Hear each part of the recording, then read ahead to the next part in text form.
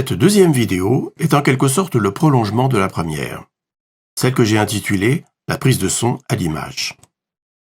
C'est un approfondissement, un peu plus technique, au cours duquel je vais suivre le parcours du son tout au long de ce que l'on appelle la chaîne du signal audio.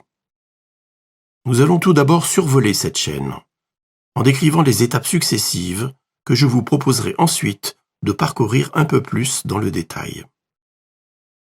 Mais bien qu'il ne s'agisse pas à proprement parler d'un descriptif technique, la lecture de cette vidéo paraîtra peut-être un peu rébarbative à certains. À mon avis d'ailleurs, il n'est pas du tout indispensable de la connaître pour mener à bien la mise en œuvre du son lors de vos futurs tournages. Vous pouvez très bien vous en passer. Mais peut-être certains d'entre vous, curieux de ce qui se passe sous le capot, comme on dit, y trouveront de l'intérêt. Alors, commençons. Voici le tableau complet du parcours du son. Nous allons le décrire dans ses étapes successives, mais il faut avant tout savoir qu'aujourd'hui, maintenant que nous sommes complètement plongés dans l'ère du numérique, n'importe lequel des équipements que vous utilisez pour prendre du son, l'enregistrer, l'écouter, suit strictement ce parcours. Le moindre téléphone portable n'en escamote pas la moindre étape, ni plus ni moins que les équipements les plus sophistiqués utilisés par les professionnels. On commence donc par la source sonore. Nous sommes de ce qu'on appelle le domaine acoustique. L'unité de mesure vous paraîtra peut-être étrange. dB, ça veut dire décibels. Bon, ça vaut peut-être la peine d'y consacrer quelques instants. Les physiciens mesurent les contraintes de pression en pascal, PA, et ils ont observé que le seuil de l'audition humaine correspondait à peu près à une pression exercée sur le tympan de 0,00002 pascal. Vous voyez le chiffre tout en bas du tableau. Et de façon pratique, ils ont décidé de fixer le départ de cette échelle, du niveau sonore, à 0. Le problème, c'est que les niveaux les plus élevés que l'oreille est capable de supporter se chiffrent à plusieurs millions de fois cette valeur initiale. Impossible de manipuler commodément de tels chiffres. Il faut impérativement utiliser une autre échelle, dite logarithmique. Elle établit le fait qu'une augmentation donnée du volume sonore correspond à multiplier la pression par un facteur identique. Ainsi, entre 0 et 20 dB, on multiplie la pression initiale correspondant au 0 par 10. Entre 0 et 40 par 100. Et ainsi de suite jusqu'à 120 décibels, où la pression initiale est multipliée cette fois par 10 millions. De telle sorte que l'échelle va maintenant de 0, seuil de l'audition, à 120, seuil de la douleur. Comme cette échelle n'est plus géométrique, on appelle l'unité, le décibel, du nom de son inventeur, Graham Bell. Voyons maintenant l'étape suivante, la conversion de la source acoustique en signal électrique. On verra plus loin ce qui permet de la réaliser. Désormais, on se trouve dans une autre catégorie de mesure, toujours en décibels, mais cette fois dit électrique, dBU. Disons tout de suite que la tension électrique obtenue est très faible, quelques millivolts seulement en sortie du micro. Il faut impérativement l'amplifier. C'est ce qu'on appellera par la suite le gain.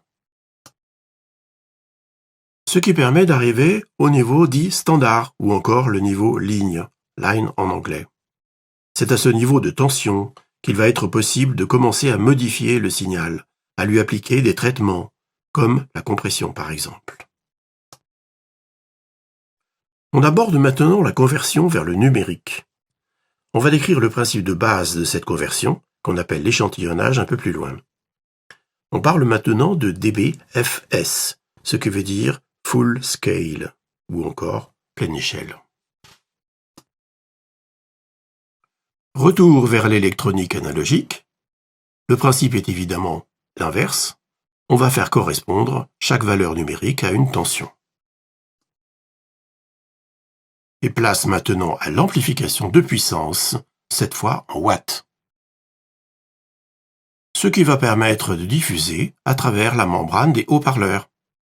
Petite parenthèse d'ailleurs, la membrane des haut-parleurs est en fait l'exact pendant de la membrane du microphone, mais surtout pas interchangeable.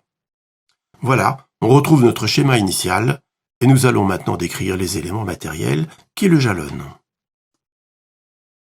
On commence donc par les microphones qui sont au cœur de la conversion acoustique-électrique grâce à deux systèmes bien différents, la bobine mobile et le condensateur.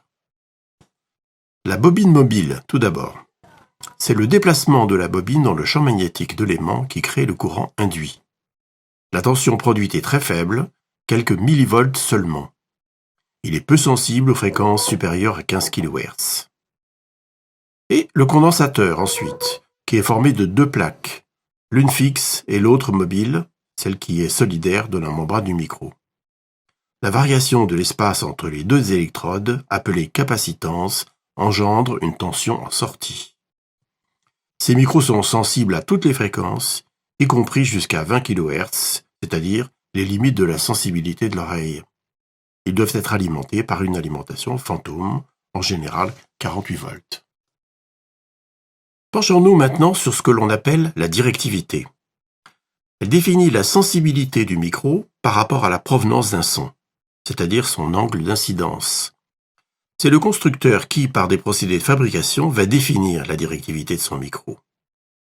Il y en a plusieurs, mais les trois principales que vous allez effectivement rencontrer sont cardioïde, hypercardioïde, omnidirectionnel. Arrêtez-vous un instant sur les diagrammes que vous voyez qui détaillent cette sensibilité en fonction des fréquences.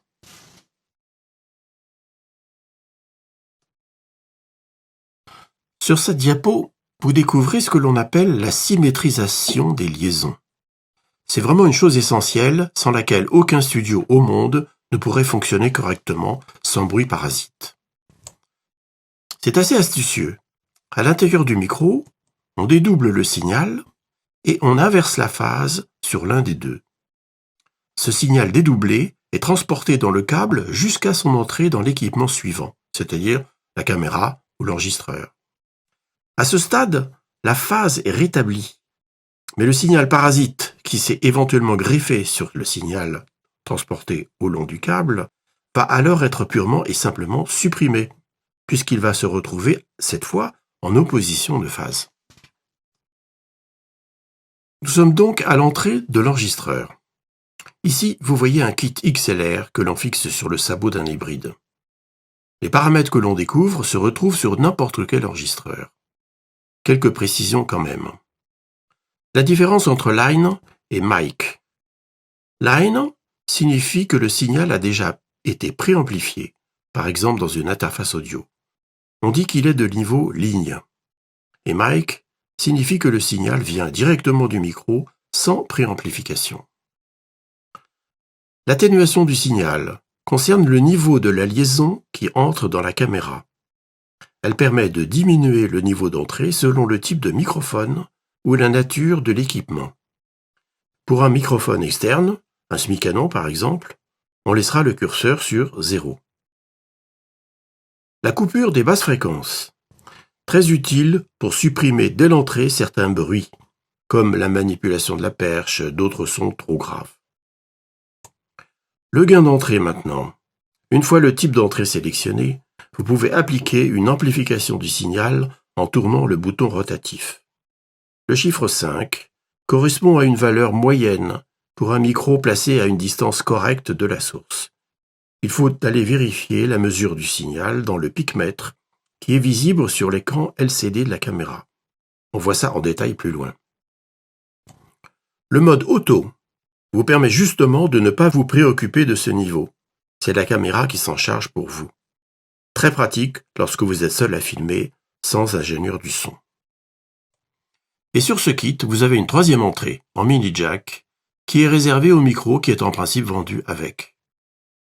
Vous voyez que sur une autre caméra, en bas à droite, les paramètres sont quasiment les mêmes. Voyons maintenant la conversion électrique-numérique, qui a lieu une fois le signal entré dans l'enregistreur. Les deux valeurs sur lesquelles vous devez faire des choix, lorsque vous la définissez, sont la fréquence et la quantification. Je vous laisse découvrir ces paramètres sur la diapo. Sur une caméra, la plupart du temps, le choix est fait par le constructeur, 48 kHz, 16 bits. Penchons-nous maintenant sur l'outil qui va vous permettre de mesurer les niveaux.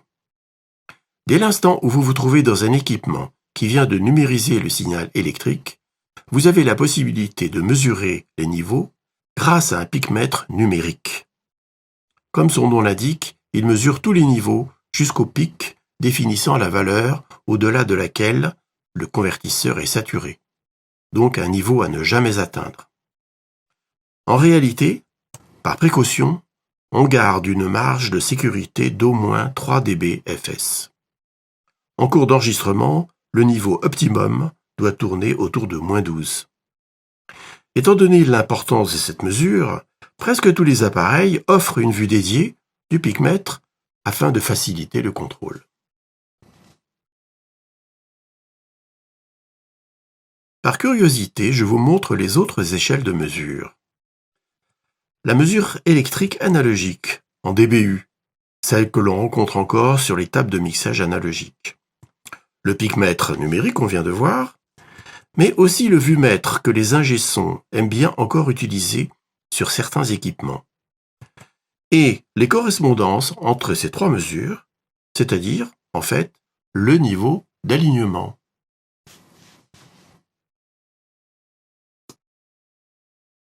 De la même façon que le monteur des images d'un film va chercher à améliorer les couleurs dans la section étalonnage de son logiciel, il est possible, et même fortement recommandé, d'améliorer le son que l'on a enregistré et d'en corriger les imperfections. C'est ce que l'on appelle la post-production. Elle va intervenir, entre autres, au moment où l'on va appliquer ces traitements que j'ai rapidement évoqués au cours de la description de la chaîne du son, au niveau analogique ou numérique. Que ce soit à l'intérieur des logiciels de montage image, comme Premiere avec Audition, DaVinci Resolve avec Fairlight, ou grâce à des logiciels spécifiques comme Pro Tools ou Reaper, la post-production du son est la dernière étape de votre travail, et ce n'est pas la moindre. Mais en parler en détail sortirait du cadre de cette vidéo, parce que la connaissance de ces logiciels est si complexe qu'un tutoriel, si développé soit-il, ne pourra jamais complètement en faire le tour. Ce travail doit être mené en interaction constante avec les formateurs. À bientôt!